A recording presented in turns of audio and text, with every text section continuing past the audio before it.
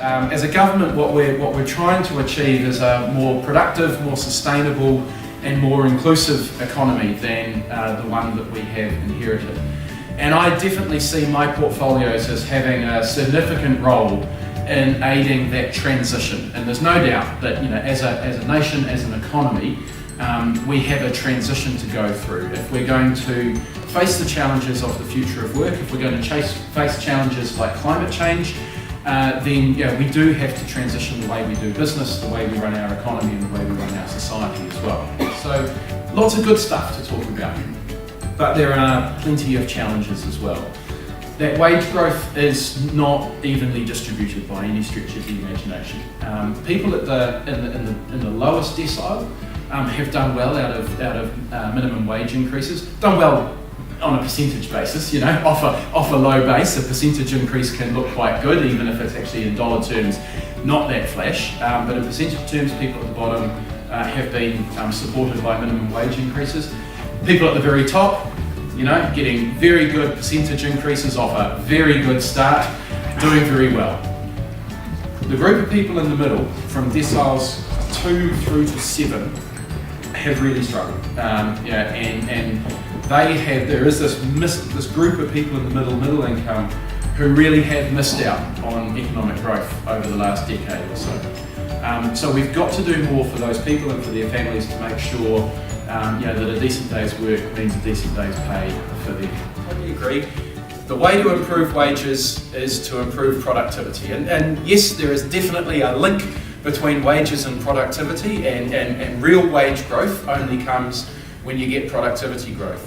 But I think increasingly, and we've heard this from the IMF, we've heard it from the OECD, and we've heard it from our own Productivity Commission here in New Zealand, that the relationship between productivity and wages is a little bit more complex than that. And the Productivity Commission has actually singled out the fact that we are a low wage economy as one of the reasons why we're a low productivity economy, because it is often easier to put someone into a low wage job than it is to invest in either plant, machinery or education to get more productivity out of your workforce.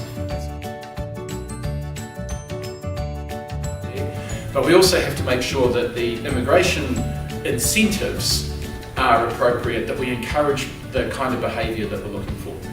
And what I'm looking for is, if people want to use study as a way to ultimately live and settle in New Zealand, then what we want them studying are things that are relevant to New Zealand and skills that are in demand in New Zealand.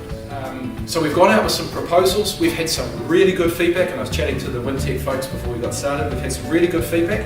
We will make changes to our proposals as a result of that feedback. We're a government that believes in doing actual consultation. We didn't just present a fait accompli and go through a process and then come back with exactly the same proposals. We will make changes to what we originally proposed. But what we've said is, at degree level and higher, we haven't seen any major problems at degree level and higher. So I actually want to make that more straightforward. So for all students, we're getting rid of the requirement to demonstrate that you've gone into an area that's relevant to what you've studied, mainly because that tends to tie you to one employer. And whenever a migrant is tied to one employer, exploitation is a huge risk. And we've seen some of these students, that their job description gets a bit enhanced, their title of their role gets a bit enhanced, and what the employer expects back from that is that on payday they go down to the ATM and give the employer most of their wages back again. And we've seen in other parts of the immigration system, whenever migrants are attached to a single employer, their visa is dependent on being attached to one employer. That creates a risk for exploitation. So I'm trying to work through all of those. So what we've said is, at degree level and higher, you'll continue to get 3 years post-study work rights, and it'll be a completely open visa. You can go and work wherever you want and get settled in New Zealand, hopefully find a job that is relevant to your skills, that is a role that's in demand, and that'll put you on a pathway to residency if that's what you're looking for space. So the Employment Relations Amendment Bill that's before Parliament at the moment restores some settings that were in place when Labour was last in government.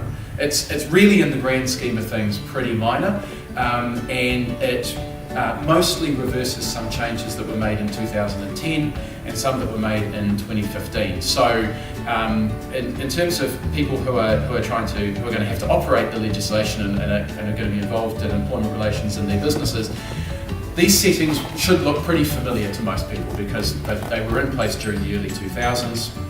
That was a period of time where we had a very long period of sustained growth. We had low unemployment. We had an economy that was going so well that the government ran surpluses for 9 years straight. So hopefully those settings are reasonably familiar and don't pose too much concern for people.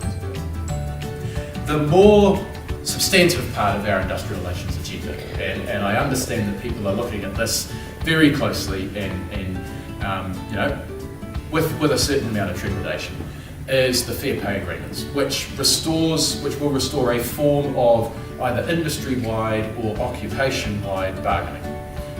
So what a fair pay agreement could potentially look like is what we had with the care and support worker settlement. So you'll recall there was the Terra Nova case, which was a pay equity case, and the courts found that yes, there was a case to be made that care and support workers had been underpaid because they were a female-dominated profession. And the way that was ultimately resolved was by getting the employers, the unions and the government around the table and negotiating a settlement that applies to all care and support workers, unionised or not, no matter who their employer is. There is now a new set of minimum standards that are superior to the legislated minimum standards that apply to all workers, that apply to care and support workers. And that's how we imagine fair pay agreements working.